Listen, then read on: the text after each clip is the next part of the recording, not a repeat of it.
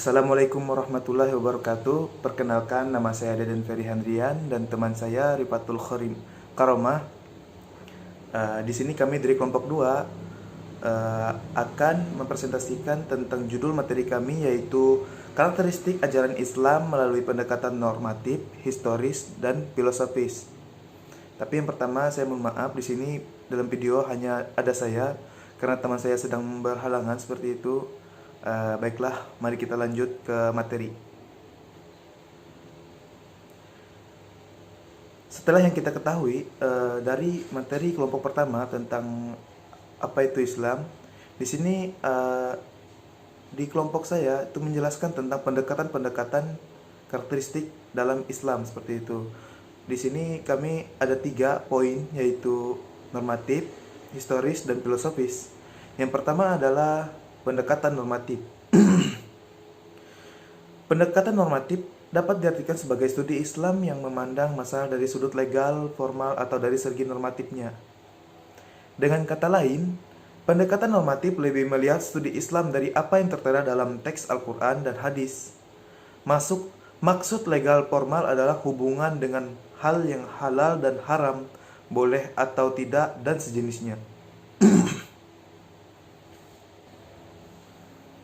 Dengan kata lain, pendekatan normatif ini adalah pendekatan yang mana itu sangat berpacu kepada hal yang tersurat seperti itu, seperti Al-Quran dan hadis. Jadi peraturannya itu masih dalam pendekatan ranah dalam aturan Al-Quran atau hadis seperti itu.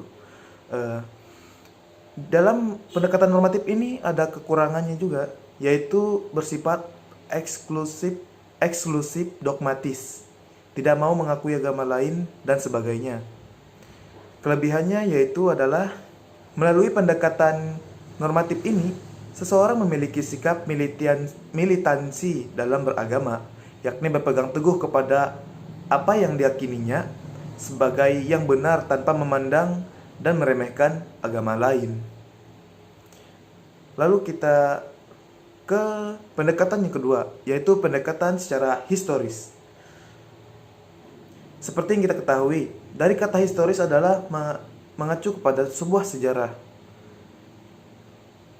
Berarti pendekatan historis ini menjelaskan tentang suatu ilmu yang di dalamnya dibahas berbagai peristiwa dengan memperhatikan unsur tempat, waktu objek, latar belakang, dan pelaku peristiwa pada saat tersebut.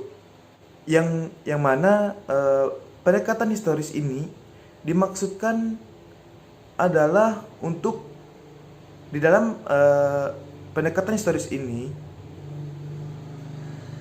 dimaksudkan untuk meninjau suatu permasalahan dari sudut peninjauan sejarah dan menjawab permasalahan serta menganalisanya dengan menggunakan metode analisis sejarah.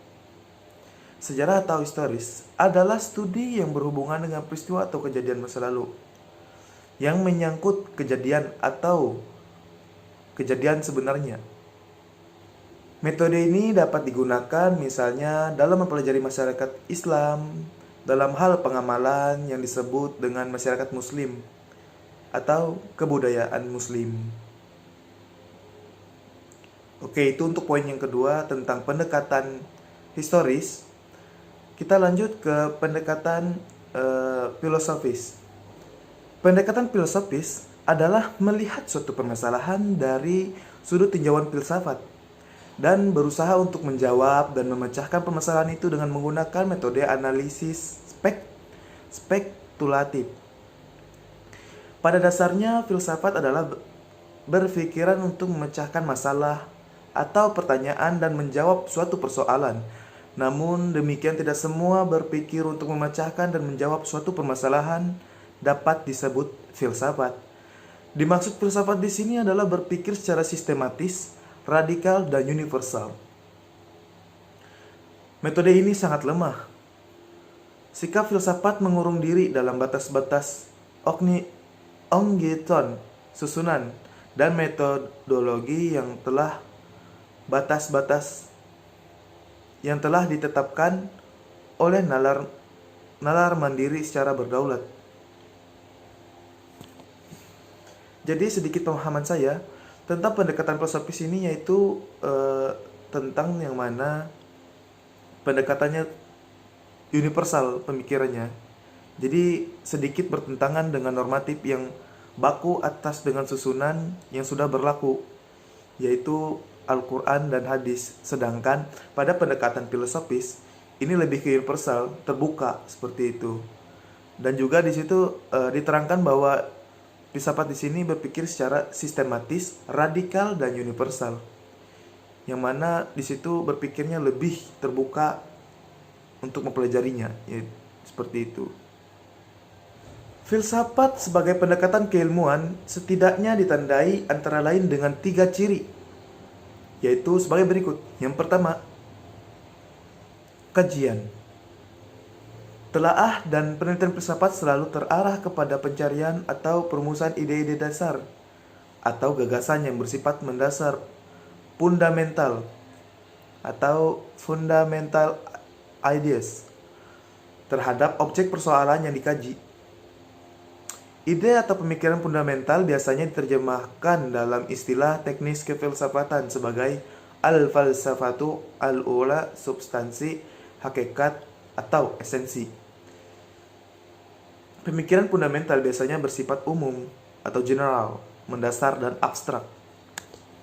Lalu ciri yang kedua adalah pengenalan. Pendalaman persoalan-persoalan dan isu-isu fundamental dapat membentuk cara berpikir kritis atau critical thoughts. Lalu ciri yang ketiga adalah kajian dan pendekatan falsafari.